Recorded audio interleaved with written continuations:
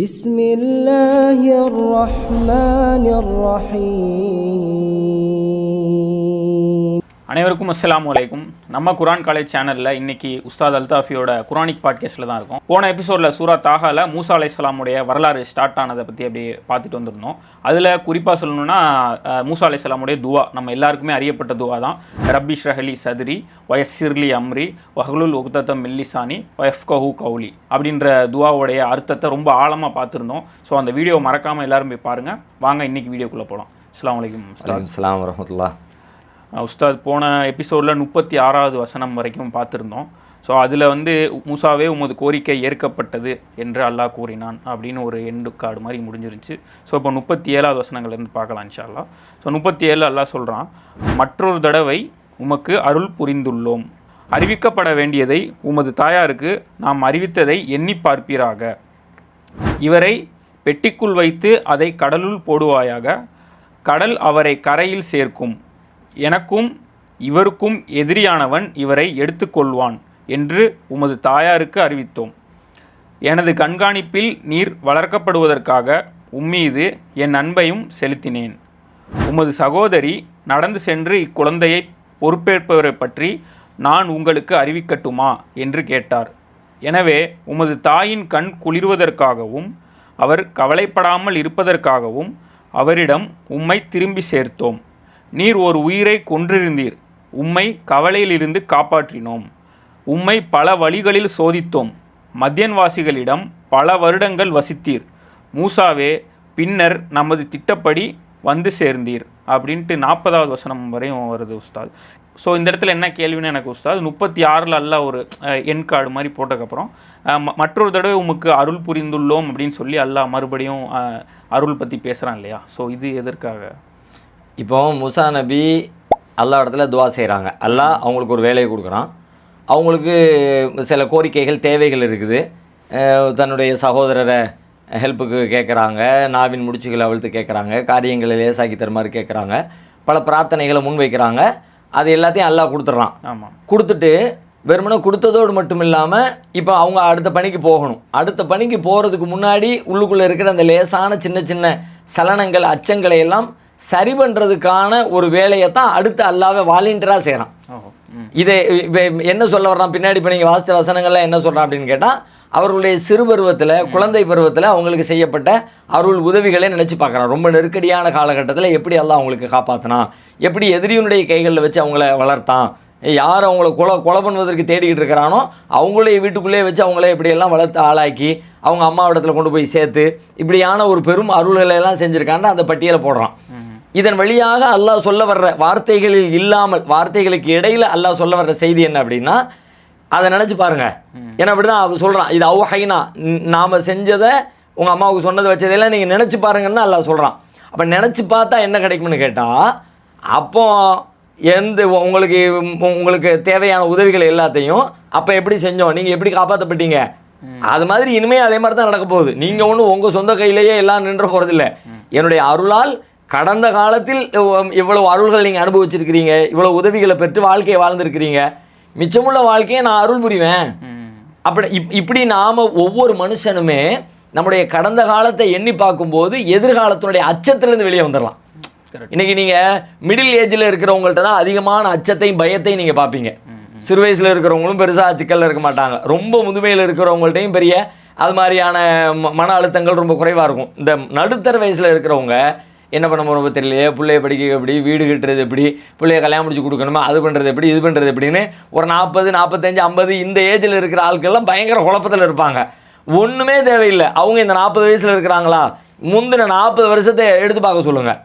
ஒன்றுமே இன்றைக்காவது உனக்கு ஒரு வீடுன்னு இருக்குது, ஒரு வேலைன்னு ஒன்று இருக்குது, சம்பாதிக்கிற வாய்ப்பு இருக்குது, 4 பேர் அறிமுகம் இருக்குது, ஒரு இடத்துல போய் வேலை கிடைக்கும் ஒரு சோர்ஸ் இருக்குது, 1008 வாய்ப்பு இருக்குது, உனக்கு அறிவு இருக்குது, ஒரு விஷயத்தில் ஒரு தொழில் அனுபவம் இருக்குது. இது எல்லாம் நீ முன்னேறி செல்வதற்கான வாய்ப்பு இவ்வளவு இருக்குன்னு சொல்லுது. ஆனால் நீங்கள் ஒரு வயசு பிள்ளையா இருந்தீங்க, அப்போ என்ன இருந்துச்சு உங்களுக்கு? நீங்கள் பிள்ளையா பிறந்து குழந்தையா பிறந்து இந்த உலகத்துக்கு வந்தீங்களே, என்ன இருந்துச்சு உங்களுக்கு? உங்கள்கிட்ட ஒரு விஷயத்தை கன்வே பண்ணுற மொழி ஆற்றல் இருந்துச்சா, ஒரு அறிவு இருந்துச்சா, அனுபவம் இருந்துச்சா, சூழல்? ஒன்றும் கிடையாது. ஒன்றுமே இல்லாத நேரத்தில் நம்மளை சேஃப்டி பண்ணி பாதுகாத்து கொண்டு வர்றதுக்கு எல்லா ஏற்பாடுகளையும் பண்ணி வச்சு அல்லாஹ் இவ்வளோ தூரம் கொண்டு வந்துட்டான். இவ்வளவு 40 வயசு வரைக்கும் வர்றதுக்கு நீங்கள் பெருசாக என்ன பண்ணிட்டீங்க? உங்களோட வாழ்க்கையில் அது தாண்டி வர்றதுக்கு ஹெல்ப் பண்ண அல்லாஹ், மிச்சம் இருக்கிறது ஹெல்ப் பண்ணி உங்களுக்கு உதவி செய்ய மாட்டானா? அப்போ எதிர்கால பயத்தை அச்சத்திலிருந்து விடுதலை பெறுவதற்கு கடந்த கால வரலாற்றில் நாம் அடைந்திருக்கிற இறை அருளை நினைத்து பார்ப்பது ஒரு பெரும் உதவியாக இருக்கும். அதுக்கு தான் இங்கே சொல்கிறான் அல்லாஹ், நீங்கள் மூசா நபி இடத்துல ஃபிரௌன் இடத்துல போகிறீங்க, போங்க, கடந்த காலத்தை நினச்சி பாருங்க, எதிர்காலம் ரப்பு உதவி செய்வான்னு போய்கிட்டே இருக்கலாம். சுப்ஹானல்லாஹ் உஸ்தாத். ஸோ இந்த இடத்துல இன்னொரு கேள்வி எனக்கு என்னன்னா, அந்த வசனத்திலே வழக்கது மணன்னா அலைக்கா அப்படின்னு வருது. இப்போ மணன்னா மண் அப்படின்னா அருள் அப்படின்னு சொல்லி மொழிபெயர்க்கிறோம் இல்லையா? அல்லாஹ் வந்து உதவி அப்படின்னு சொல்லியிருக்கலாம், உதவி புரிந்தோம் அப்படின்ற மாதிரி. இங்கே ஸ்பெஷல் வேர்டு மாதிரி தெரியுது இல்லையா? ஆமாம், சாதாரணமாக உதவின்னு சொல்லாமல் நம்ம மனித வாழ்க்கையில் கரெக்டாக ஒன்று பேசும்போது அதுக்கு பொருத்தமான சொற்களை போட்டு பேசுவோம்னு சொல்ல முடியாது. சம்மந்தம் இல்லாத வார்த்தைகள் கூட சில நேரத்தில் போட்டுருவோம், அதுக்கு தகுந்த வார்த்தை கிடைக்காம தடுமாறி ஏதோ ஒன்று புரிஞ்சா போதும் அப்படின்றக்காண்டி அல்லாஹ் அப்படிலாம் செய்ய மாட்டான். அல்லாஹ் புரிஞ்சாலும் புரியவும் வேணும், அதே நேரத்தில் அதுக்கு பொருத்தமானதும் இருக்கணும். எந்த கட்டத்திலையும் அதுக்கு முன்பின் முரணாக பொருத்தமற்ற சொற்களை எங்கேயும் பயன்படுத்த மாட்டான். அந்த வகையில் இப்போ அல்லாஹ் மண்ணுங்கிற வார்த்தையை மணன்னா நாம் அருள் புரிந்தோம், உங்களுக்கு நாம் அருள் புரிஞ்சோம், உதவியை விட கொஞ்சம் உயர்ந்த கருத்தை தரக்கூடிய ஆழமான ஒரு பொருளை தரக்கூடிய வார்த்தையை அல்லாஹ் பயன்படுத்துகிறான். உதாரணமாக நபிமார்களை ரசூலுல்லாஹ் இந்த உலகத்துக்கு அனுப்புனது வச்சது, அதை பற்றியெல்லாம் சொல்லும்போது இந்த வார்த்தையை தான் சொல்லுவான். மன்னல்லாஹு அலல் மூமினின், மூமின்கள் மீது அல்லாஹ் பேர் அருள் புரிந்திருக்கிறான். எப்படி அருள் புரிந்தான்? உங்களிருந்தே உங்களுக்கு ஒரு தூதர் அனுப்பி உங்களுக்கு எல்லா வேதத்தையெல்லாம் சொல்லி கொடுத்துருக்காங்களப்பா, எவ்வளோ பெரிய அருள். அப்போ தூதர் வருதல் என்பது பேர் அருள். அவங்க வரலாற்றி இன்றைக்கி நம்ம எப்படி இருந்திருப்போம், அந்த நேர்வழி கிடைக்கலாட்டி நம்முடைய வாழ்க்கை என்னவாக இருந்திருக்கும். அப்போது நினச்சி பார்க்க முடியாத ஒரு பெரும் செய்தி அதற்குள்ளே இருக்கிறது. அந்த இடத்தை பயன்படுத்தும் பொழுது தூதரை அனுப்பி உங்களுக்கு உதவி செய்தான் அப்படி சொல்லலை, அல்லாஹ் தூதரை அனுப்பி உங்களுக்கு அருள் புரிந்தான் அப்படிங்கிற சொல்ல பயன்படுத்துகிறான். அது மாதிரி இங்கே இந்த வார்த்தை சாதாரண உதவியை குறிக்கலை. இப்போ சாதாரண உதவினா, இப்போ எனக்கு ஒரு தேவை இருக்குது, அந்த தேவையை நான் கேட்குறேன், அந்த தேவைக்காக வேண்டி நான் முயற்சி எடுக்கிறேன், தேவைக்காக வேண்டி நான் பிரார்த்தனை பண்ணுறேன், அந்த தேவைக்காக வேண்டி நான் என்னுடைய தகுதியை உங்கள்கிட்ட நிரூபிக்கிறேன். அந்த தேவை நீங்கள் எனக்கு ஹெல்ப் பண்ண வேண்டிய தேவை இருக்குது, நான் அதுக்கு தகுதியானவன் தான், நீங்கள் எனக்கு உதவி செஞ்சாகணும் அப்படின்னு நான் நிரூபிக்கிறேன். அப்போ நீங்கள் எனக்கு செய்கிறீங்கல்ல, அது உதவி. இப்போ நான் என்னுடைய வாழ்க்கையில் எல்லாம் எனக்கு இப்போ கஷ்டமாக இருக்குது, எனக்கு உதவி செய்ய, பசி இல்லை, பசியோடு இருக்கிறேன், எனக்கு சாப்பாட்டு கொடு அப்படியெல்லாம் கேட்குறது, எனக்கான பிரச்சனை தெரியுது, தேவை தெரியுது, அதுக்கான உழைப்பை நான் கொடுக்குறேன், அதில் அதுக்கு இறைவனிடமிருந்து ஒரு உதவியை எதிர்பார்க்குறேன், அல்லாஹ்விடத்தில் துவா செய்கிறேன். இப்போ அல்லாஹ்விடமிருந்து எனக்கு ஒன்று வருது, அதை உதவின்னு எடுத்துக்கலாம். ஆனால் அல்லாஹ் இங்கே பட்டியல் போடுற விஷயங்களை பூரா பாருங்கள், அவங்க குழந்தை பருவத்தில் இருந்தது. ஆற்றுல தூக்கி போடும்போது அவங்களுக்கு என்ன தேவைன்னு அவங்களுக்கே தெரியாது. கரெக்ட். அவங்கள ஒருத்தன் கொள்ளருக்கு கத்தியை தூக்கிட்டு துப்பாக்கி தூக்கிட்டு திரியிறான் அப்படிங்கிற விஷயம் தெரியாது. அந்த நேரத்தில் அல்லாஹ் பாதுகாத்தான். தண்ணியில் தூக்கி போட்ட உடனே இங்கே நம்ம தண்ணியில் போய்கிட்டு இருக்கின்ற ட்ராவல் பண்ணி அது கூட தெரியாது. அந்த நேரத்தில் அல்லாஹ்வுடைய உதவி செஞ்சு அல்லாஹ்வா பிளான் பண்ணி திட்டம் போட்டு அல்லாஹ் இவங்களை எல்லாத்தையும் காப்பாற்றினான். அப்போ இது பெரும் அருள். எனக்கு என்னன்னு எனக்கே தெரியாத நேரத்தில் எனக்காக இன்னொருத்தர் சிந்திச்சு என்னை காப்பாற்றுக்கிறாங்க அப்படின்னு சொல்லி சொன்னால் உண்மையில் அவங்க ரொம்ப ரொம்ப ரொம்ப நன்றிக்கு உரித்தானவங்க. அதனால தான் அம்மாவை ரொம்ப பெரிய நன்றியுடைய இடத்துல மார்க் எதுக்கு வச்சுருக்கு. எல்லா சமுதாயமே அம்மாவை மதிக்கும், ஆனால் இஸ்லாம் அம்மாவை மதிக்கிறதுக்கான காரணங்களை சொல்லும் பொழுது அம்மா என்ன பண்ணுனா, அவள் வயிற்றுக்குள்ளே நீ இருக்கும்போது அவப்பட்ட பாடு, உன்னை பெத்தெடுத்த பிறகு உனக்கு பால் குடி மறக்காட்டுறதுலேருந்து அவள் செஞ்ச சேவை, இதையெல்லாம் சொல்லி காட்டுதான். வலாத்துஹு உம்முஹு குருஹன் ஹம்லுஹு ஃபிசாலுஹு சலாசூன ஷஹரா. ஏன்னா அப்போ எனக்கு என்ன தேவைன்னு எனக்கே தெரியாது, அதை சொல்லக்கூட தெரியாது. ஸோ இன்னும் சொல்ல போனால் பசிங்கிற தேவை கூட எனக்கு வந்துடும், ஆனால் அந்த பசிக்குது என்பது கூட எனக்கு சொல்ல தெரியாது, அழத்தான் தெரியும். அப்போ அந்த அழுகையை வச்சுக்கிட்டே அதுவும் மாடலாக அழுதுகிட்டே தான் இருப்பேன். ஒவ்வொரு அழுகையும் அம்மா பிரித்து பார்க்குறாள்ல, ஒரு தாய் பிரித்து பார்க்கல. என் பிள்ளை பசிக்கு அழுகுதும்பா, என் பிள்ளை தூக்கத்துக்கு அழுகுதும்பா, என் பிள்ளை ஏதோ கொசு கடிச்சிட்டு போல இருக்குது, என் பிள்ளை ஏதோ மூத்திரம் பெஞ்சிட்டான் போல இருக்குது. பக்கத்தில் இன்னொரு அவளை பற்ற அம்மா இருப்பா. இந்த பிள்ளைய பெற்ற அம்மா அவளை பற்ற அம்மா நன்னி உட்காந்துருப்பா, அவளுக்கு கூட தெரியாது. அந்த ஃப்ரீக்குவன்சி அந்த அம்மாவுக்கு மட்டும்தான் தெரியும், இது எதுக்கு அழுகுது அப்படின்னு. நன்னி என்ன சொல்லுவா, புள்ள அழுகுது எதுக்குன்னு பாரும்பா. அதிகபட்சமாக என்ன சொல்லுவான், அப்போ தான் பால் கொடுத்துட்டு போட்டிருந்தா இப்போ தானே பால் வயிற்று கொடுத்த, வேறு எதுக்கு அழுகுதான் அப்படி வேணால் கேட்பாங்களே தவிர இதுக்கு தான் அழுதாங்கிற கன்ஃபர்மேஷன் எங்கேருந்து வரும்னா அந்த தாயிடமிருந்து தான் வரும்.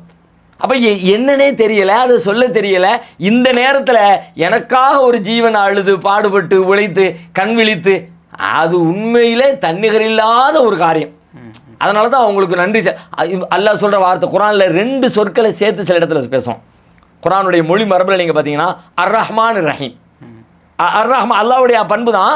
ரஹ்மானும் ரஹீமும் கிட்டத்தட்ட ஒரு மூலத்திலிருந்து வருதுதான். ஆனால் ரெண்டுக்கும் வேற வேற சொல் இருக்குது. ரெட்டை சொற்களின் வழியாக பல கருத்துக்கள் முன்வைக்கப்படும் குர்ஆன்ல. அந்த மாதிரி முன்வைக்கப்படுற ஒரு விஷயத்தை நீங்கள் பார்த்தீங்கன்னா, நன்றி செலுத்துறதை பற்றி அல்லாஹ் சொல்லுவான். அனிஷ்குர்லி வலிவாலிதைக், அர்-ரஹ்மான் ரஹீம்னு சொல்கிற மாதிரி அனிஷ்குர்லி வலிவாலிதைக், நீ நன்றி செலுத்து அப்படிமா. யாருக்கு? அல்லாவுக்கும் பெற்றோருக்கும் நன்றி செலுத்த சொல்லும் பொழுது இப்படி சொல்லுவான், எனக்கும் நன்றி செலுத்து, உன் பெற்றோருக்கும் நன்றி செலுத்து. அந்த இரட்டை சொற்களின் வழி அது ஒரு இலக்கிய நயம். குர்ஆனுடைய இலக்கிய சுவையை நம்ம திங்க் பண்ணும்போது இப்படியெல்லாம் நம்ம பார்ப்போம். அதில் தனக்கு நன்றி செலுத்துன்னு சொல்லிட்டு அதே தொடர்ச்சியில் பெற்றவங்களுக்கு நன்றி செலுத்து அப்படிங்கிறான். பேரண்ட்ஸ்க்கு நன்றி செலுத்து. காரணம் அவங்க அந்த மாதிரி கட்டத்தில் உதவி செஞ்சவங்க. இப்போ எனக்கு எங்கள் அத்தா அம்மா உதவி செய்கிறாங்க, அதை விட அன்னைக்கு செஞ்சது பெருசு. இன்னைக்கு செய்கிறதோட கம்பேர் பண்ணலாம். இன்றைக்கே ரொம்ப பெருசாக தான் செய்வாங்க, ஆனால் அன்னைக்கு செஞ்சதோட கம்பேர் பண்ணனா ஆக பெருசு. அதனால தான் மூசா நபியினுடைய குழந்தை பருவத்தை மேற்கோள் காட்டிட்டு அங்கே நாம் உதவி செய்தோம் அப்படின்னு சொல்லாமல் வேற இடத்துல உதவியை பற்றி பேசுதான் அல்லாஹ். நஸ்ரும் மினல்லாஹி வ ஃபத்ஹுன் கரீப், அல்லாஹ்வுடைய வெற்றியும் உதவியும் அருகில் இருக்கிறது அப்படியெல்லாம் சொல்கிறான், உதவியெல்லாம் செய்கிறான். ஆனால் இங்கே இந்த வார்த்தை ரொம்ப பவர்ஃபுல்லான இடத்துல அல்லாஹ் பயன்படுத்துகிறான். சார் இப்போ புரியுது கரெக்டாக. அடுத்த வசனத்தில் அறிவிக்கப்பட வேண்டியதை உமது தாயாருக்கு நாம் அறிவித்ததை எண்ணி பார்ப்பீராக. இப்போ யூஹா அப்படின்னு வருது இல்லையா, வஹின்ற மாதிரி வருது. அவுஹைனா அப்படிங்கிறப்ப வஹி வந்து பொதுவாக நபிமார்களுக்கு தான் வரும் அப்படின்னு சொல்கிறோம். இப்போ இவங்க வந்து நபியா அப்படின்ற கேள்வி எழுதில்ல. வஹியை பற்றி பேசுகிற எல்லா இடங்களையும் நபிமார்களோட தான். நபிக்கு வஹி வந்துச்சு, ரசூலுல்லாஹ்வுக்கு இந்த நேரத்தில் வஹி வந்துச்சு, மூசா நபிக்கு வஹி வந்துச்சு, இப்படி நபிமார்களோட சம்மந்தப்பட்டு தான் பேசுகிறோம். அல்லாஹ்வுடைய நேரடி வழிகாட்டுதல் அவங்களுக்கு தேவை, அதை வாங்கி தான் அவங்க உலகத்துக்கு வழிகாட்டணும். அதனால் நபிமார்களுடைய வாழ்வு முழுவதுமே இறை வழிகாட்டுதல் அடிப்படையில் வஹி வந்து கொண்டே இருக்கும். அது நமக்கு பழக்கப்பட்டதான்.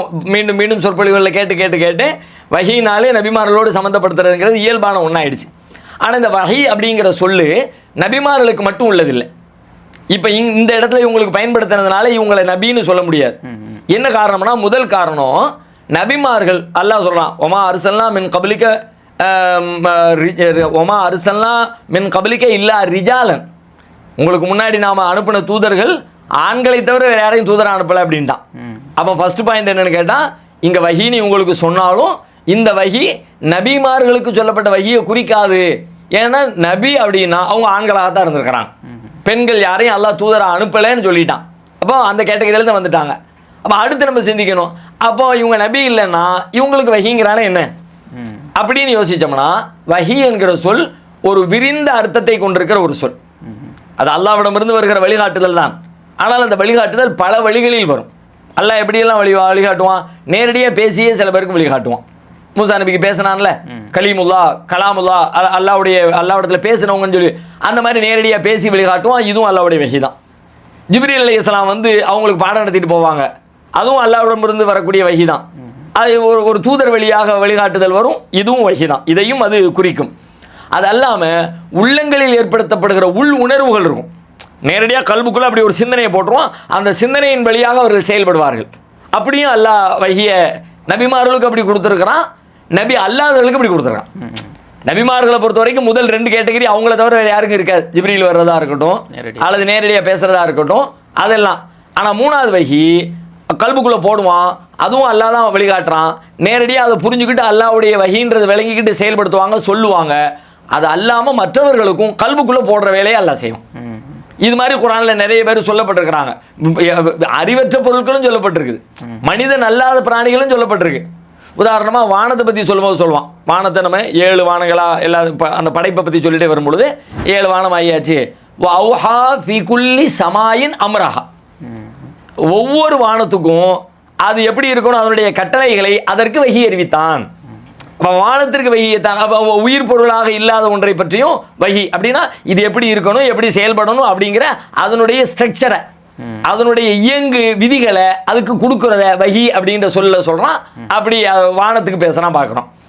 இன்னொரு வசனத்தை பார்த்தீங்கன்னா தேனீக்களை பற்றி பேசுகிற வசனம், ரொம்ப பிரபலமான வசனம். வௌஹா ரப்புக இல நஹல், தேனீக்கு அல்லாஹ் வஹி, உமது இறைவன் வஹி அறிவித்தான். அங்கேயும் வஹி வௌஹா வஹி அப்படிங்கிற சொல்ல தான் இருக்குது. அது என்ன செய்யணும், எங்கே போய் கூடு கட்டணும், எதை சாப்பிடணும், யார் சாப்பிடணும், யார் வேலை செய்யணும், இது எல்லாம் தேனீக்களுக்கு இயல்பாகவே ஒரு ப்ரோக்ராம் பண்ணி வச்சுட்டான். அந்த ப்ரோக்ராமிங்கை பற்றி சொல்லும் பொழுதும் அல்லாஹ் வஹி அப்படிங்கிற சொல்ல பயன்படுத்துகிறான். இந்த மாதிரி வேற 2-3 இடங்களில் கூட இந்த வஹிங்கிற சொல்லு குர்ஆனில் பயன்படுத்தப்பட்டிருக்குது. அதனால உள்ளுணர்வு ஏற்படுத்துது. இப்போ மூசா நபியினுடைய தாயாருக்கு அல்லாஹ் கல்புக்குள்ள ஒரு எண்ணத்தை போட்டான், ஒரு சிந்தனையை போட்டான். அந்த சிந்தனையின் அடிப்படையில் அவங்க செயல்படுத்தினாங்க அப்படின்னு. இப்போ உள்ளுணர்வு அப்படின்னு எடுத்துக்கிட்டோம்னா இங்கே வந்து ஒரு ஃப்யூச்சரை பற்றியும் அவங்களுக்கு ஒரு அறிவு கிடைக்குது இல்லையா? என்னோட மகன் வந்து திருப்பி என்கிட்ட வந்துடுவான் அப்படின்ற மாதிரி மூசா நபி திருப்பி வருவாங்க, ரிட்டன் வந்துடுவாங்க. அது மட்டும் இல்லாமல் நபித்துவம் கூட அவங்களுக்கு கிடைக்குன்ற விஷயம் கூட அவங்களுக்கு ஒரு நாலேஜ் கிடைக்குது இல்லையா? ஸோ இதை வந்து எப்படி என்னால் அண்டர்ஸ்டாண்ட் பண்ண முடியலையே? ஆமாம், இது முதல்ல சொன்ன விஷயத்தின் அளவு மட்டும் இல்லை, அதை தாண்டியும் இருக்குது. இவங்க விவகாரத்தில் ஒரு தேனீக்களுக்கு சொன்ன மாதிரியோ அல்லது வானத்துக்கு சொன்ன மாதிரியோ உள்ளுணர்வு அப்படின்னா, அப்போ இயல்பாக நமக்கு என்ன தோணுதோ, வாழ்க்கையில் என்ன செய்கிறோமோ, இதை செய்யணும்னு தோணும், அதை செஞ்சுருவோம். இப்படி சாப்பிட்டா நல்லா இருக்கும்னு தோணும், அப்படியானா அப்படி தோன்றதுன்னு எடுத்துக்கலாம். ஆனால் நபியாகவும் புள்ள வருவான்றதெல்லாம் எப்படி தோணும்? அப்படி தோணுச்சுன்னா இது வஹீதான் எப்படி கன்ஃபார்ம் பண்ணுறது? இது அல்லாவிடம் இருந்து வருது, இது நல்ல செய்தின்னு எப்படி கன்ஃபார்ம் பண்ணுறது? என் பிள்ளை பிற்காலத்தில் ஒரு தூதராக ஆயிடுவான், என் பிள்ளை இன்றைக்கி ஆற்றுல தூக்கி போட்டாச்சு, ஆனால் பிள்ளை என் பிள்ளை கண்டிப்பாக கிடைப்பான், கிடைக்க வேண்டும், எப்படியாவது வந்துட்டா நல்லா இருக்குமே அப்படின்னு எதிர்பார்க்கறது வேலை. அல்லது என்னென்ன காரியங்களை வச்சு யோசிச்சா என் பிள்ளை கிடைச்சிட வாய்ப்பு இருக்குது அப்படின்னு கெஸ் பண்ணுறது வேறு. அதையும் தாண்டியான ஒரு உறுதியான அறிவுறுத்தல்களை போல அவங்க ஃபீல் அதையும் வழியாக கொடுத்தோங்கண்ணா. அவங்களுக்கு தூதராக உன் பிள்ளை ஆக்குவஜா இலுஹுமினல் முர்சலீன், தூதர்களில் ஒருவாக அவரை நாம் ஆக்குவோம் என்பதையும் ஆற்றுல தூக்கி போடுற அந்த நேரத்திலே வேற வசனத்தில் சொல்கிறான். இதில் சொல்லாட்டியும் கூட சூரத்துல் கஸஸ்ல 28 வரும்னு நினைக்கிறேன். அதில் எல்லாம் அல்லாஹ் சொல்கிறான். நீங்கள் கேட்குற கேள்வி சரியானதான். அப்போ நம்ம இதை எப்படி புரிஞ்சுக்கணும் அப்படின்னு கேட்டால், வஹி அப்படிங்கிறத இந்த உள்ளுணர்வு அப்படிங்கிறத வெறும் உள்ளுணர்வுன்னு ரொம்ப சுருக்கிறாம அதை விட இன்னும் கொஞ்சம் மேம்பட்ட பொருள் அதற்குள்ளே இருக்கிறது. உள்ளுணர்வு அப்படின்னு சொல்லி சொன்ன உள்ளுணர்வு தான். ஆனால் அந்த உள்ளுணர்வு எப்படிப்பட்ட உள்ளுணர்வுனா, அந்த உள்ளுணர்வு இது இறைவனின் புறத்திலிருந்து வரக்கூடிய செய்தி, இது நம்ம கன்ஃபார்மாக செஞ்சாகணும், இதில் செய்கிறது செய்யாமல் இருக்கிறது பற்றி அவங்களுக்கு டவுட்டு. நமக்கு ஒரு உள்ளுணர்வு வந்துச்சுன்னா செய்கிறதா வேண்டாமா, சரியா தப்பா, சரி இப்படி பண்ணுவோம் அப்படின்னு ஒரு ஃபைனல் டிசிஷன் நோக்கி போவோம்ல. அப்படியெல்லாம் இல்லாமல் கிளியர் கட்டாக அவங்களுடைய கல்வியில் இப்படி தோணிடும். ரொம்ப தெளிவாக இருக்கும், அதில் மாற்று கருத்தே வராது, அதில் சந்தேகமே வராது, அதில் நெருடலே இருக்காது.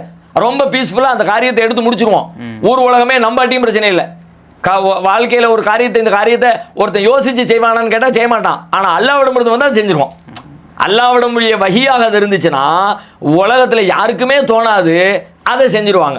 இப்போ தண்ணியில் தூக்கி போடுறாங்க, தண்ணியில் தூக்கி போட்டால் எப்படிப்பா இவன் போய்கிட்டு இருக்கிறத உங்க கையில் தூக்கி பிள்ளைய தூக்கி எவனா ஒரு தூக்கிட்டு போயிட்டான்னு வைங்க, அப்போ கூட என் பிள்ளை யாராவது காப்பாற்றிடுவான்னு ஒரு நம்பிக்கை வைக்கலாம். தண்ணியில் போட்டால் பிள்ளைய காப்பாற்றுவோம் அப்படி நம்பிக்கை வருமா வராதா அப்படிலாம் ஒரு கேள்வி வருதில்ல. அதுக்கெல்லாம் பதில் சொல்ல அப்படிலாம் அந்த டவுட்டே வராது.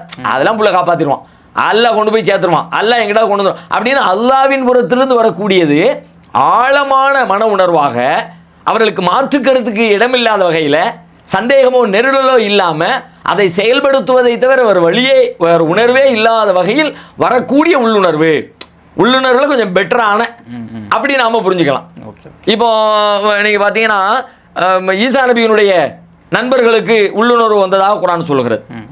ஹவாரியன்கள் அப்படின்னு உதவியாளர்கள்னு சொல்லுவோம். ஹவாரிகள் அப்படின்னு யாருன்னு கேட்டால் ஈசா நபியினுடைய தோழர்கள். அவங்கள சொல்லும் பொழுது வைதா ஹைத்து இலல் ஹவாரியீன அன் ஆமினு பி வபி ரசூலி, என்னையும் என் தூதரையும் நம்புங்க அப்படின்னு அந்த ஹவாரிகளுக்கு நாம வஹி அறிவித்தோம். நான் வஹி அறிவித்தேன். வைதா ஹைத்து, நான் வஹி அறிவித்தேன் இல்லை ஹவாரியின், ஹவாரிகளுக்கு நான் அப்படி வஹி அறிவித்தேன். காலு ஆமன்னா வஷஹது பி அன்னா முஸ்லிமும், நாங்கள் ஈமான் கொண்டோம் என்று சொன்னார்கள், எங்களை முஸ்லீம்களில் நீ பதிவு செய்து விடு என்று சொன்னார்கள். அப்போ அவ்வளோதான். அதில் எக்ஸ்கியூஸோ மாற்றமோ செய்யலாமா வேண்டாமா கன்ஃபியூஸோ எதுவுமே இருக்காது. அப்போ இது ஒருபடி மேலான இறைபுறத்திலிருந்து வரக்கூடிய வழிகாட்டுதல் என்பது. ஏன்னா கல்புக்குள்ளே ஏற்படக்கூடிய உணர்வுகள் அவன் தான் கொடுக்குறான். நல்ல ஆழமான உணர்வை கொடுத்துறான்னு செஞ்சிட போகிறோம், அது மாதிரி கொடுக்குறான்னு புரிஞ்சுக்க வேண்டியது. ஓகே, இப்போ 38 முடிஞ்சிருச்சு. 39 அல்லாஹ் சொல்கிறப்ப இவரை பெட்டிக்குள் வைத்து அதை கடலுள் போடுவாயாக அப்படின்னு வருது. இப்போ மொட்டையாக கடலில் போடு அப்படின்னு அல்லாஹ் சொல்லிடுறான் இல்லையா? இதில் ஒரு கேப் இருக்கிற மாதிரி தெரியுது. ஸோ இந்த இடத்துல கடலில் போடு அப்படிங்கிறது அதாவது குர்ஆனுடைய மொழி நடைய புரிஞ்சுக்கிறதுக்கு ஒரு முக்கியமான இடம் இது. என்னன்னு கேட்டால் பொதுவாக சில பேர் என்னன்னு புரிய மாட்டேங்குது, மொட்டையாக இருக்குத, யாரை பார்த்து பேசுது, எதுக்கு சொல்லுது அப்படியெல்லாம் தெரியலையேன்னு நிற்பாங்கல்ல. அந்த இடத்த இந்த இதிலிருந்து நம்ம புரிஞ்சுக்கலாம், அது எப்படி அந்த கேப்பை ஃபில் பண்ணுறது அப்படின்னு. பொதுவாகவே இப்போ யாரை பார்த்து பேசுது, யார்கிட்ட பேசுது, நாம் மூசா நபியுடைய தாய் இடத்துல இப்படி பேசணும் அப்படின்றத பற்றி பேசுது. மூசானுடைய தாயிட்ட என்ன சொன்னோம், நீங்கள் பிள்ளைய தூக்கி கடலில் போடுங்கன்னு சொல்லி சொன்னோம் அப்படின்னு. இப்போ மூசா நபியுடைய தாய் ஒரு சூழலில் இருக்கிறாங்க. எந்த சூழலில் இருக்கிறாங்க மூசா நபியுடைய தாய்க்கு தெரியும். அந்த சூழல் வேறு வேறு இடத்துல விளக்கறான்ல. எந்த சூழலில் இருக்கிறாங்க, ஃபிரௌன் அப்படிங்கிற ஒரு கொடுங்கோல் மன்னனுடைய ஆட்சியில் இருக்கிறாங்க. அந்த மன்னன் வந்து இவங்களுடைய ஆம்பளை பிள்ளைங்களையெல்லாம் கொலை பண்ணணும்னு ஒரு திட்டத்தை வச்சிருக்கிறான். அது மாதிரி பிள்ளைங்களை கொலை பண்ணிக்கிட்டும் இருக்கிறான். அப்படியான ஒரு நெருக்கடியான சூழல் ஆம்பளை பிள்ளை பிறந்துருச்சு. இப்போ இந்த பிள்ளையை எப்படி காப்பாற்றுறதுன்னு அவங்களுக்கு தெரியல. அப்படி காப்பாற்றுறதுக்காக திட்டமிட்டுக்கிட்டு இருக்கிற நேரத்தில் காப்பாற்றுவதற்காக இறைவன் ஒரு வழியை சொன்னால் அந்த வழி தான் பிள்ளையை தூக்கி கடலில் ஒரு பெட்டியில் வச்சு கடலில் தூக்கி போடுமா என்று சொல்லக்கூடிய வழி. இப்போ இந்த இந்த வரலாற்று இந்த விஷயங்கள் எல்லாத்தையும் நம்ம சிந்திச்சு கண்டறியும் பொழுது வேறு வசனங்கள்ல இருந்தோ அல்லது வேறு வேறு சூழல்களில் இருந்தோ குர்ஆன் பேசக்கூடிய அந்த முன்பின் வசன தொடர்ச்சிகளில் இருந்தோ இதை எல்லாத்தையும் நாம் கண்டறிஞ்சோம் அப்படின்னா குழப்பத்துக்கு வேலை இல்லை. இல்லாட்டி என்ன செய்வோம்னா லேக்காகி நிற்போம். என்னன்னு தெரியலையே, எதுக்கு இப்படி சம்மந்தம் இல்லாமல் பேசுகிற மாதிரி இருக்குது, வேற என்னத்தையோ பேசிக்கிட்டு இப்படி பேசுகிறானே. அதுக்காகத்தான் குர்ஆனை படித்தா புரியாது, சிந்திச்சா தான் புரியும். படித்தோன்னும் புரியும்னா சும்மா மேலோட்டமாக என்னவோ புரியும். அல்லாஹ் கடலை தூக்கி போட சொன்னான்னு புரியுமே தவிர எதுக்குப்பா அம்மாவுக்கு போய் ஒரு பிள்ளைய தூக்கி கடலை போட சொன்னா அப்படின்ற கேள்விக்கான ஆன்சர் உங்களுக்கு புரியுமா? அப்போ அந்த சூழலில் தான் ஒரு ஆளை பார்த்து போய் நீ எடுத்துகிட்டு வா அப்படின்னு நான் ஒன்று சொல்கிறேன். இப்போ அந்த எடுத்துகிட்டு வா என்று சொல்லுகிற மனிதருக்கு விளக்கம் சொல்ல தேவையில்லை. ஏன்னா அவருக்கு அந்த சூழலே தெரியும். இங்கே இந்த மாதிரி பிரச்சனை ஓடிக்கிட்டு இருக்கு, அதனால் அதை டீல் பண்ணுறதுக்காக பேனாவை எடுத்து எழுதுறாரு, பேனா எழுத மாட்டேங்குது. இப்போ அந்த பேனா எடுங்கிறார். அப்போ அந்த பேனாவை எடு என்பது இவருக்கு புரியும். என்ன புரியும்? அவர் ஒரு பேனா வச்சு எழுதிக்கிட்டு இருக்காரு, அவருடைய பேனா எழுதலை, எனவே நாம் இந்த பேனாவை எடுத்துகிட்டு போகணும் அப்படிங்கிறது அவருக்கு தெரியும். ஆனால் பேனாவை எடுத்துகிட்டு வான்னு சொல்லி சொன்னார் என்பதை இன்னொரு மனுஷனுக்கு தகவலாக சொல்லும் பொழுது அவனுக்கு இந்த பேக்ரவுண்டு தெரியலாட்டி முழுசா புரியாது. எதுக்கு பேனாவை அவன்கிட்ட போய் கேட்காரு, இவர் எதுக்கு பேனாவை கேட்கணும், பேப்பரை கேட்க வேண்டியதானே, தண்ணியை கேட்க வேண்டியதானே, துணியை கேட்க வேண்டியதானே, எதுக்கு பேனாவை கேட்டார், இப்படி 1008 கேள்வி வரும். அப்போ இந்த கேள்விக்கான ஆன்சர் எங்கே இருக்குன்னு கேட்டால் அங்கே தான் இருக்குது. அது அந்த சூழலுக்குள் இருக்கிறது, அந்த செய்தி சொல்லப்படுகிற தகவலுக்குள் இருக்கிறது. அந்த வகையில் யோசிச்சா கடலை தூக்கி போட சொன்னானே என்ன அப்படின்னு சொல்லி கேட்டால் இவ்வளவு பின்னணி இருக்குது. ஃபிரௌன்கிற ஒரு கொடுங்கோன்மை ஆட்சியாளன், அதை வேற வசனத்தில் சூரத்துல் கஸஸ்லாம் அது விரிவாக எல்லாம் சொல்கிறான். சூரா பக்ராவிலாம் அதை பற்றி வருது. அப்போ அந்த மாதிரி அவன் ஒரு நெருக்கடி கொடுத்துக்கிட்டு இருந்த நேரத்தில் தான் கடலில் தூக்கி போட்டு பிள்ளையை காப்பாற்றுறதுக்கு ஒரு மாற்று வழியை அல்லாஹ் காட்டினான் என்று புரியுது. ஓகே உஸ்தாத், இப்போ ஃபிரௌன் வந்து பச்சை பிள்ளைங்களை ஆண் குழந்தைங்களை கொல்லணும்னு நினைக்கிறான்ல, அது எதுனால? அது ஒரு முக்கியமான கேள்வி தான். ஏன்னா அந்த சூழல் சொல்லுது அவன் கொல்ல ட்ரை பண்ணாமனு.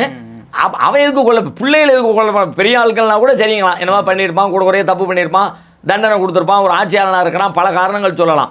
பிறந்த பிள்ளைங்களையெல்லாம் கொல்லணும்னா அது எதுக்கு அப்படின்னு கேட்டால் அது வேறு வசனங்கள் விளக்குது. அதுக்கான காரணங்களை வேறு வசனம் விளக்குது. எப்படி விளக்குதுன்னு கேட்டால் இன்ன ஃபிரௌன் அலாஃபில் ஆரல், ஃபிரௌன் பூமியில் பெருமை அடிச்சுக்கிட்டு இருந்தான், கர்வத்தோடு இருந்தான்.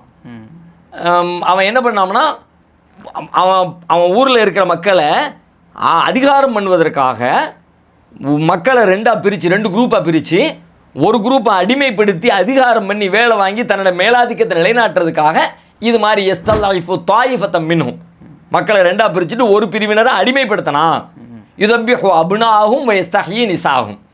அந்த அடிமைப்படுத்தலின் ஒரு வகையாக என்ன பண்ணனாம்னா அவர்களில் பிறந்த ஆண் குழந்தைகளை எல்லாம் கொன்றான், பெண் குழந்தைகளை மட்டும் விட்டு விட்டான். இன்னஹு கான மினல் முஃப்ஸிதீன், அவன் குழப்பவாதிகளில் ஒருவனாக இருந்தான் அப்படின்னு குர்ஆன் வேறொரு இடத்துல சொல்கிறது.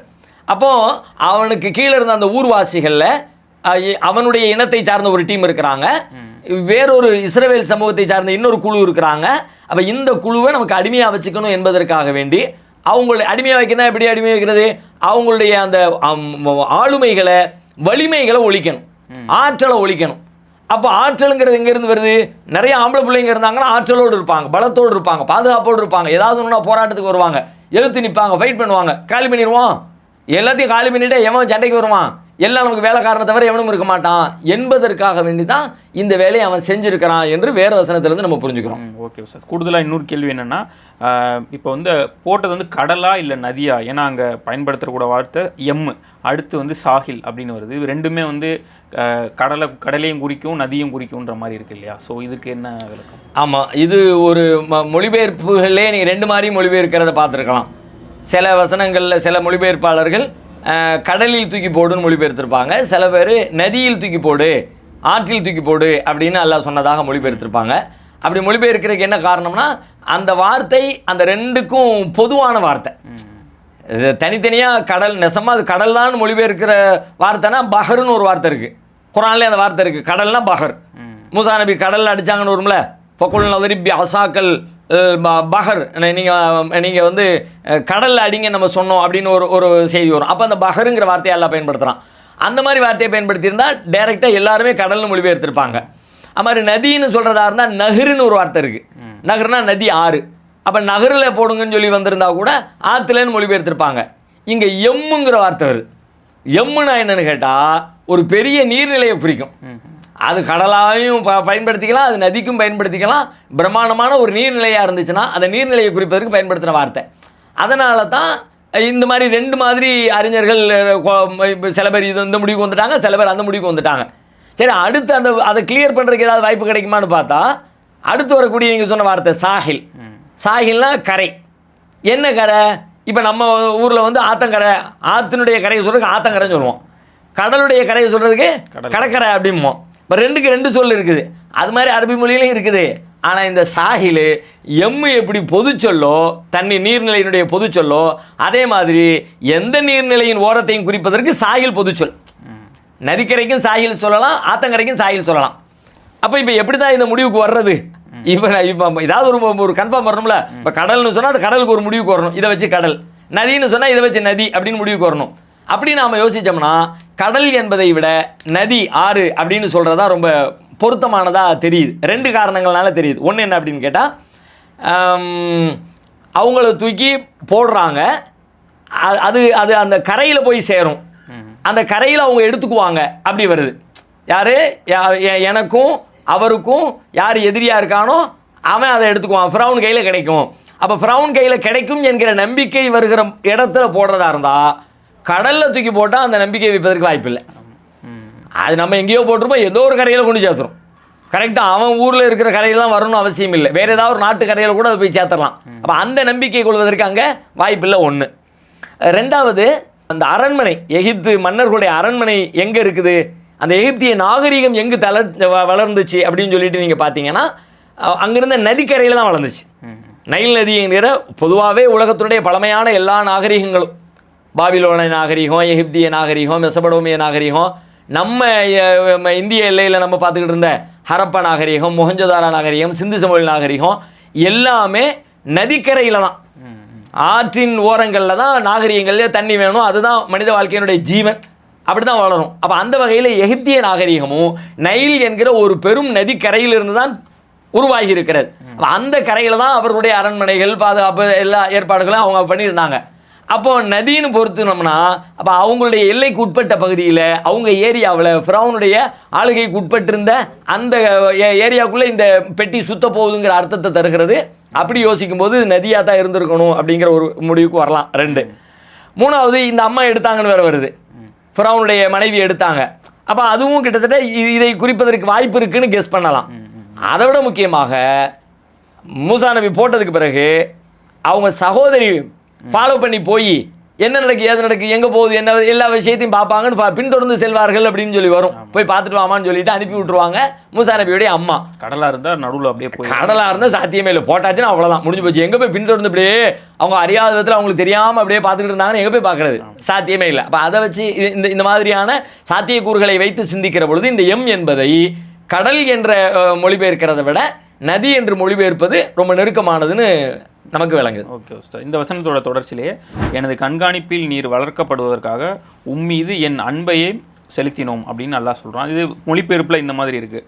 இப்போ டைரெக்டாக அரபியோட மீனிங் பார்த்தோன்னா, உன் மேலே நான் போட்டேன், என்னிடம் இருந்து ஒரு பிரியத்தை போட்டேன் அப்படின்ற மாதிரி தான் வசனத்தோட மீனிங் வருது. ஸோ இது ஜென்ரலாக இருக்கிற மாதிரி இருக்குது. ஸோ இது எப்படி நான் விளங்கிறது? ஆமாம், இது மொழிபெயர்ப்பு கொஞ்சம் எளிமைப்படுத்தி இருந்தாலும் அங்கே இருக்கிற அரபு மூலத்தை வாசிச்சிங்கன்னா அல்கைத்து அலைக்க, உம்மீது நான் போட்டேன், மஹப்பத்தன் ஒரு பிரியத்தை போட்டேன், மின்னி என்னிடமிருந்து ஒரு பிரியத்தை போட்டேன். இப்போ எல்லாரும் என்ன கருத்தில் மொழிபெயர்க்கிறோம், நான் உங்களை நேசித்தேன் அப்படின்னு அல்லாஹ் சொன்னாங்கிற மாதிரி. ஆனால் அதுக்கே இவ்வளவு தலையை சுற்றி மூக்க தொடணும், அது மாதிரி தானே இருக்குது. ஏன்னா நம்ம பேச்சு மரபில் இப்படியெல்லாம் பேசுகிறதில்ல. தமிழ் மொழியில் யார் இப்படி பேசுவா? இப்போ நான் உன்னை, எனக்கு ஒன்று பிடிச்சிருக்குப்பா, நான் உன்னை ரொம்ப நேசிக்கிறேன்ப்பா, நான் உன்னை பிரியப்படுறேன், எல்லா மொழியிலையும் இப்படி தான் சொல்லுவாங்க. ஏன்னா அப்படி சொல்வதற்கு அரபு மொழியிலேயே நிறைய சொற்கள் இருக்குது. அந்த மாதிரி சொற்களை குரானும் பல இடத்துல பயன்படுத்தியும் இருக்கிறது. இப்போ இங்கே பயன்படுத்துறது அப்போ வேறு ஏதோ கூடுதல் அர்த்தத்தை தர்ற மாதிரி எனக்கு தோணுது. என்ன தருது அப்படின்னு கேட்டால், அல்லாஹ் மூசா நபியை நேசித்ததை மட்டும் சொல்லலை. அப்படி இந்த இடத்துல சொல்கிற மாதிரி தெரியல. இந்த செயல்பாடுகள் எல்லாமே அதை சொல்லுது. மூசா நபி அல்லாஹ் நேசித்தான் என்பதை இந்த எல்லா பாதுகாப்பு அம்சங்களும் அவங்களுக்காக வேண்டி செஞ்ச அருளும் அல்லாஹ்வுடைய நேசம் மூசா நபிக்கு இருந்துச்சுங்கிறத காட்டுது. இந்த வார்த்தை மூசா நபியின் மீது மற்றவர்களுக்கு இருந்த பாசத்தை காட்டுற மாதிரி எனக்கு படுது. அல்கைத்து அலைக்க ஓ மேலே நான் போட்டேன் ஒரு பிரியத்தை, என்னிடம் வந்து ஒரு பிரியத்தை போட்டேன். அப்படின்னா உன்னை காப்பாற்றணும், உன்னை பாதுகாக்கணும், உனக்கு உதவி செய்யணும், உனக்கு ஹெல்ப் பண்ணணும் அப்படிங்கிற மாதிரியான உணர்வை மற்றவங்களுக்கு போட்டேன். அப்போ அந்த உணர்வின் வழியாகத்தான், ஏன்னா மனிதர்கள் வழியாகத்தான் உதவிகள் வந்து சேர வேண்டியது இருக்குது. மூசா நபி ஒருத்தரை கொண்டுட்டாங்க அப்படின்னா ஒருத்தர் வந்து சொல்லுப்பா உன்னைய கொல்றதுக்கு தேடிக்கிட்டு இருக்கிறாங்க. அவங்க மேலே ஒருத்தர் நேசம் வைக்க போய் தானே அந்த செய்தி வந்து அவங்களுக்கு வந்து சேருது. இப்போ இந்த கடலில் போகிற பிள்ளை, இந்த பிள்ளை நல்ல பிள்ளையா இருக்குங்க, நம்ம தூக்கி வளர்ப்போங்க அப்படின்னா அந்த புள்ள மேலே ஒரு பாசம் வருதுல்ல, அந்த பாசத்தினால தானே தூக்கி வளர்க்க முடியுது. இந்த மாதிரி அந்த பாசத்துக்கு ஃபிரௌன் கட்டுப்பட்டுறான்ல, அவனுக்குமே அந்த பாசம் வந்துடல. ஆமாம் ஆமாம் புள்ள நல்ல பிள்ளையாக தான் இருக்குது, நமக்கு ஏதாவது ஒரு வகையில் ஹெல்ப்பாக இருப்பான், தூக்கிக்குவோம். அப்போ அவர்கள் மீது மற்ற எல்லோருக்கும் ஏற்பட்ட ஒரு பாசத்தை போட்டதைத்தான் இது பேசுதுன்னு எனக்கு விளங்குது. Okay sir. ஸோ இப்போ இந்த வசனம் முடிஞ்சிருச்சு. அடுத்து 40வது வசனத்தில் உமது சகோதரி நடந்து சென்று இக்குழந்தையை பொறுப்பேற்பவரை பற்றி நான் உங்களுக்கு அறிவிக்கட்டுமா என்று கேட்டார். எனவே உமது தாயின் கண் குளிர்வதற்காகவும் அவர் கவலைப்படாமல் இருப்பதற்காகவும் அவரிடம் உம்மை திரும்பி சேர்த்தோம் வசனம் தொடருது. ஸோ இப்போ சகோதரி நடந்து சென்று குழந்தை பொறுப்பு எப்படின்னு சொல்லி ஒரு ஜம்ப் ஆகுற மாதிரி ஒரு ஃபீல் ஆகுதுல்ல, ஒரு இடையில ஒரு கேப் இருக்குது இந்த இடத்துல. ஸோ இதில் என்ன ஃபீல் பண்ணலாம்? இந்த மாதிரி நம்ம கவனித்து பார்த்தோம்னா அந்த ஜம்பிங் தெரியும் நமக்கு. மேலோட்டமாக பார்த்தா நம்ம ஏற்கனவே கேட்டு வச்சிருக்கிற இந்த கதைகள் வரலாறுகளை எல்லாம் வச்சுக்கிட்டு படிக்கும்போது ஒன்றுமே இல்லாமல் அப்படியே கரெக்டாக ஃப்ளோவில் போகிற மாதிரி தெரியும். ஆனால் நின்று இந்த வசனம் சொல்கிற அடிப்படையில் யோசிக்கும் போது வந்துக்கிட்டு இந்த இடத்துல ஏதோ ஒன்று மிஸ் ஆகிற மாதிரி ஒரு ஃபீல் இருக்கத்தான் செய்யுது. அந்த ஃபீலை அல்ல வேறு, ஏன்னா நம்ம ஏற்கனவே சொல்லியிருக்கிறோம், எந்த ஒரு இடத்துலையும் அல்லாஹ் ஒன்றை சொல்கிறான் என்றால் அதனுடைய மொத்த கருவுக்கு பயன்படுகிற தேவைப்படுகிற அதைத்தான் பயன்படுத்துவான். அது இந்த இடத்துக்கு தேவையில்லையா விட்டுட்டு வேறு இடத்துக்கு எந்த இடத்துக்கு தேவையோ அங்கே பேசிடுவான். அப்போ இந்த இடத்துல இதனுடைய ஓட்டத்தை தடபடாத வகையில் இருக்கணுன்றதுக்காக வேண்டி அடுத்தடுத்து டக்கு டக்கு டக்குன்னு மேட்டுக்கு தாவிட்டான். அதுக்கு கூடுதல் விளக்கம் தரக்கூடிய வேறு விஷயங்கள் சூரா கசஸில் பேசப்படுது.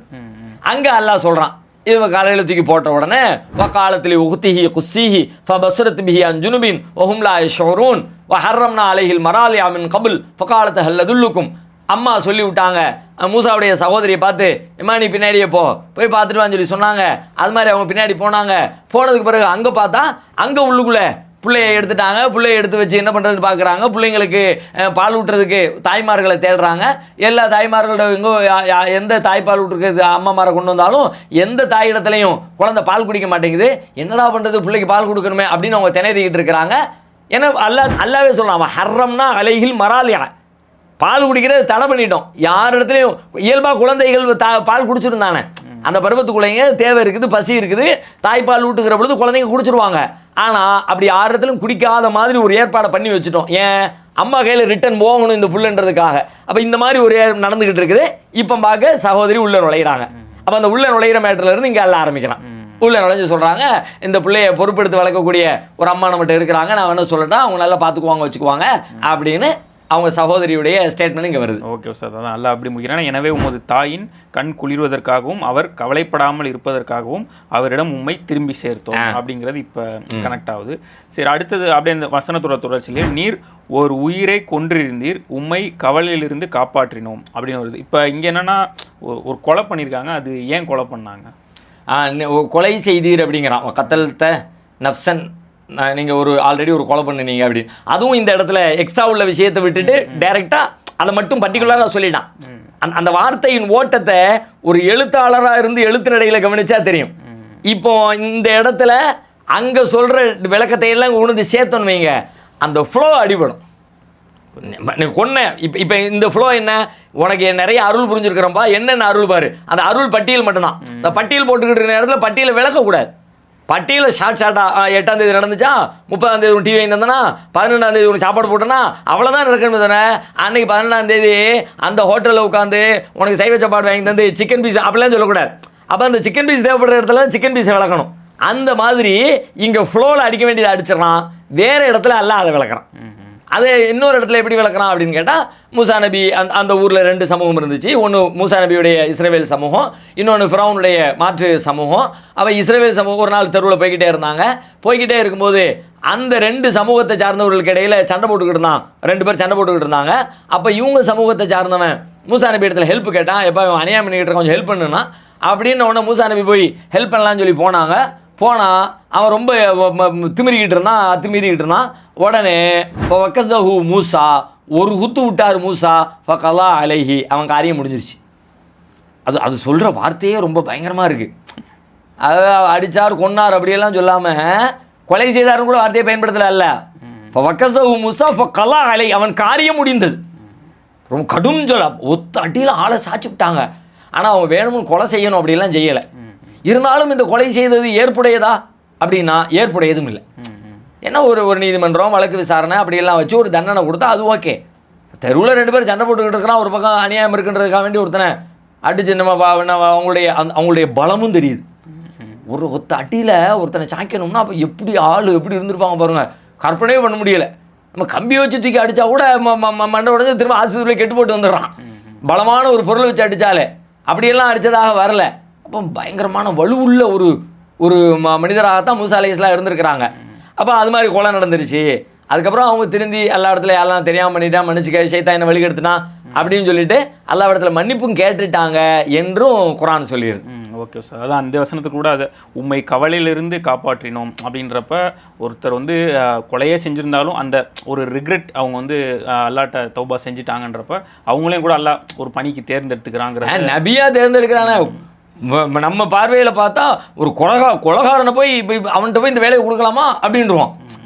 ஆனால் அந்த கொலகாரன் திருந்திட்டான்லப்பா, இப்போ எப்படி இருக்கிறான்? நேற்று நடந்தது மட்டும் நீ பார்க்கக்கூடாது. நேற்று அப்படி இருந்தால் இன்னைக்கு எப்படி இருக்கிறான்? பெரும்பாலும் மனிதர்கள் தவறுகளை பொறுத்த வரைக்கும் மறக்கிறதே இல்லை. நன்மைகளை மறக்கிறதுக்கு சொல்லிக் கொடுக்க வேண்டிய தேவையே இல்லை. நன்மையை வாங்கி அனுபவிச்சு அடுத்த நிமிஷமே ஒன்றும் இல்லாமல் போயிடுறான்.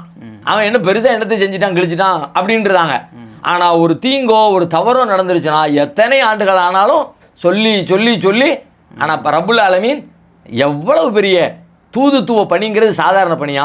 அதுவும் இஸ்ரவேல் சமூகத்தை வழிநடத்துகிற கியாமத் நாள் வரை இருக்கிற மனிதர்களுக்கு பாடம் கற்பிக்கிற ஒரு பெரும் சமூகத்தின் தலைவராக மூசா நபி மற்ற நபிமார்களோடு ஒப்பிடுகிற பொழுது எந்த நபியும் நபித்துவத்தில் கூடனவங்க குறைஞ்சவங்க இல்லை, எல்லாரும் சமமானவங்க தான். ஆனாலும் கூட அவர்களுக்கு வழங்கப்பட்ட பொறுப்பும் அவர்களுக்கு வழங்கப்பட்டிருக்க சமூகமும் அவர்களிடமிருந்து இந்த உலகம் கற்றுக்கொள்ள வேண்டிய பாடமும் எடுத்துக்கிட்டிங்கன்னா அவ்வளோ இருக்குது. அவ்வளோ பெரிய பெரும் பணிக்கு மூசா நபி அல்லாஹ் தேர்ந்தெடுத்தாங்கன்னா தவறு செஞ்சாங்க, தவறுலேருந்து தன்னை திருத்திக்கிட்டாங்க, மன்னிப்பு கேட்டாங்க, அல்லாஹ் அவங்கள மன்னிச்சிட்டான். ஓகே சார், இந்த வசனத்தோட தொடர்ச்சியிலேயே உம்மை பல வழிகளில் சோதித்தோம், மதியன் வாசிகளிடம் பல வருடங்கள் வசித்தீர், மூசாவே பின்னர் நமது திட்டப்படி வந்து சேர்ந்தீர். இப்போ பல வழிகளில் சோதித்தோம்ன்றப்ப இந்த சீக்வன்ஸ்லாம் பார்க்கும்போது புரியுது. இப்போ மூசா நபி இடத்துலேருந்து பார்த்தோம்னா இதெல்லாம் வந்து ஒரு சோதனை. இப்போ நம்ம லைஃப்லேயே ஃபிட் பண்ணி பார்க்கலாம். இப்படிலாம் சில இன்னல்கள் நடக்கிறதெல்லாம் ஒரு சோதனை, ஒரு ட்ரைனிங் ப்ராசஸ்ஸு. இதுக்கு பின்னாடி ஒரு பெரிய ரிசல்ட் இருக்குங்கிறத புரிஞ்சுக்க முடியுது இல்லையா? சோதனைகள் எல்லாமே நம்ம துன்பப்படுவதற்கானதல்ல, நம்மை செதுக்கி நம்முடைய கரங்களில் ஒரு பெரும் பொறுப்பு ஒப்படைக்கப்படுவதற்கான பயிற்சி முகாம்கள் தான். ஆனால் அந்த நேரத்தில் இதை சிந்திக்கணும். இப்போ எங்கன்னு கேட்டால் நம்ம சோதனை வந்துட்ட நேரத்தில் மனுஷன் இதை யோசிக்கிறது இல்லை. அந்த சோதனையை கடந்து 10 வருஷத்துக்கு பிறகு யோசிக்கும் போது அன்றைக்கி பரவாயில்லப்பா, அன்றைக்கி இது நல்லது தான் நடந்திருக்குது அப்படின்னு பின்னாடி யோசிக்கிற விஷயம் இல்லை. இப்போ இன்றைக்கி இந்த நிகழ்வில் நிற்கிறேன், அல்லாஹ் எனக்கு ஏதோ ஒரு பாடத்தை இதன் வழியாக ஒரு பெரும் நன்மையை தரப்போகிறான்னு அந்த நிகழ்வு வருகிற நேரத்திலேயே அல்லாஹ்வின் அருளையும் சேர்த்து நாம் யோசிக்க ஆரம்பிச்சிட்டோம்னா முடிஞ்சு போச்சு, அவ்வளோதான். எல்லா விஷயத்துலையும் நம்ம நன்மையை கண்டுற முடியும். இப்போ ஒரு கபரிஸ்தானில் ஒரு பெண்மணி அழுதுகிட்டு இருப்பாங்க, ரசூல்லா போய் ஆறுதல் சொல்லுவாங்க, அவன் வேலை பார்த்துட்டு போங்கன்னு அந்த அம்மா சொல்லிடுவாங்க. அதுக்கப்புறம் திரும்ப அந்த அம்மா ரசூல்லா நினச்சிக்கிட்டு வந்து நீங்கள் தெரியாமல் சொல்லிவிட்டேன் அப்படிம்பாங்க. அதில் ஃபைனலாக ரசூலுல்லாவுடைய ஸ்டேட்மெண்ட் நீங்கள் பாருங்கள். பொறுமையை சொல்லுவாங்க, நான் பொறுமையாக இருந்துக்கிறேன்னு அந்த அம்மா சொல்கிறேன். இப்போ ரசூல்லா சொல்லுவாங்க, இன்னம சபுரு இந்த சதமத்தில் ஊழா. பொறுமை என்பது துன்பம் ஏற்பட்ட ஆரம்ப நேரத்திலிருந்தே கடைபிடிக்க வேண்டியதாகும். அல்ல இந்த துன்பத்தை தந்தது உங்களை துன்பப்படுத்துறதுக்காக அல்ல, இன்னொரு பெரும் இன்பத்தை உங்களுக்கு தர்றதுக்காகத்தான் இந்த துன்பம். ஏன்னா ஒரு தாய் தன்னுடைய பிள்ளையை துன்பப்படுத்துறது இல்லை, ஒரு தாய் தான் பிள்ளையை துன்பப்படுத்துறது இல்லை. ஆனால் படைச்ச ரப்புல் ஆலமீன் துன்பப்படுத்துவானா? அப்போ ஒரு தாய் ஒரு கசப்பு மருந்து பிள்ளைக்கு கொடுக்குறான்னா அதுக்கு என்ன அர்த்தம்? பிள்ளையை துன்பப்படுத்துகிற நோக்கம் இல்லை, ஒரு பெரும் ஆரோக்கியத்தை பிள்ளைக்கு எதிர்பார்க்கிற காரணத்தினால் அந்த கசப்பு மருந்தை பிள்ளைக்கு கொடுத்தா. ஒரு அம்மாவிடத்திலேயே பிள்ளையை சோதிக்கிறதுல துன்பப்படுத்தக்கூடாதுன்ற உணர்வு இருந்துச்சுன்னா படைச்ச ரப்புல் ஆலமீன் அவன் எப்படி நினைப்பான்? என்னை துன்பப்படுத்த நினைக்கல அவன். அடுத்து ஒரு பெரும் பொறுப்பு வரப்போகுது, அதுக்கு நான் தயாராக இருக்கணும், அதை தூக்கி சுமக்கணும், அதன் வழியாக பெரும் நன்மைகளை நான் அடையணும். அதுக்கு தான் அல்லாஹ் கொடுக்குறான். அதனால தான் நீங்கள் அந்த அந்த அந்த பார்க்குற கோணங்களை மாற்றினீங்கன்னா நீங்கள் இதை புரிஞ்சுக்கலாம். கோணம் என்ன? இப்போ சாதாரண மனிதருடைய பார்வையில் பார்த்தீங்கன்னா, இப்போ மூசா நபி ஒரு தண்ணீரில் தூக்கி விடப்பட்ட ஒரு அனாதை சிறுவன் குழந்தை, பாதுகாப்பற்ற ஒரு அனாதை குழந்தை. அது மாதிரி நாட்டை விட்டு ஓடி போன ஒரு அகதி, எகிப்திலிருந்து தப்பிச்சு போன, அதை யோசிச்சா ஒன்றும் இல்லை, நமக்கு பாதுகாப்பு யாரும் இல்லை, சொந்த ஊரில் வாழ முடியலை, ஊரை விட்டு ஓடி வந்தாச்சு. இந்த மாதிரியான இது ஒரு பார்வை, ஒற்றை பார்வை. இப்போ ரப்புல் ஆலமீனுடைய பார்வையிலேருந்து பார்த்தா வேற ஒரே மேட்ரு. தூக்கி போடப்பட்ட காப்பாற்றப்பட்ட ஒரு குழந்தை, தேர்ந்தெடுக்கப்பட்ட ஒரு மனிதன், வழிகாட்டுவதற்காக தயாரிக்கப்பட்ட ஒரு தலைவன். அப்போ நம்ம துன்பம் வந்த உடனே துன்பம் வந்த ஒரே கோணத்திலேயே பார்த்து துன்பத்துக்குள்ளே நிற்கும். அதை அப்படியே சுற்றி நின்று வலதுபுறமாக பார்த்து இடதுபுறமாக மாறி, இடதுபுறம் தெற்குப்புறமாக மாறி, இப்படி அங்கிட்டு இங்கிட்டுமா மாறி யோசித்தோம்னா அதற்குள்ள இருக்கிற ஒரு பேர் அருளை நம்ம துன்பம் வருகிற தருணத்திலேயே விளங்கி கொள்ள முடியும். அதை எதிர்பார்த்து அந்த மகிழ்ச்சியிலே வாழ்ந்துடலாம். எப்படியும் ஒரு நாள் இதையெல்லாம் வச்சு அல்லாஹ் நம்மளை அப்படி ஆக்குவான்.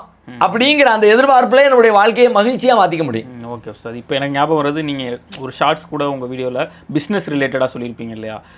பக்கத்தில் ஒருத்தன் கடையை போட்டான் அப்படின்னோடனே அது பெரிய சோதனை, ஐயோ பாரம்னு நினச்சிக்குவேன். அது இப்போ இந்த அப்ளிகேஷன் அவங்க மைண்டில் இருந்துச்சு, இது அப்ளை பண்ணிட்டாங்கன்னா அவங்க இன்னும் ப்ரொடக்டிவாக என்ன பண்ணலாம்னு நினச்சி அவங்க மேம்பட்டுருவாங்க. அட போடான்னு சோர்ந்துட்டாங்கன்னா அவனுக்கு கீழே டவுன் ஆகி அவன் மேலே போயிடுவான். அப்படிங்கிறது இப்போ டக்குன்னு எனக்கு ஞாபகம் வந்துச்சு. அடுத்த வசனங்களை இன்ஷா அல்லாஹ் அடுத்த எபிசோடில் பார்க்கலாம் சார். ஸோ இது போன்ற வீடியோவுக்கு குர்ஆன் காலேஜ் சேனலை சப்ஸ்கிரைப் பண்ணிக்கோங்க. மேலும் நிறையா மக்களுக்கு இந்த வீடியோ ஷேர் செய்யுங்க. அஸ்ஸலாமு அலைக்கும்.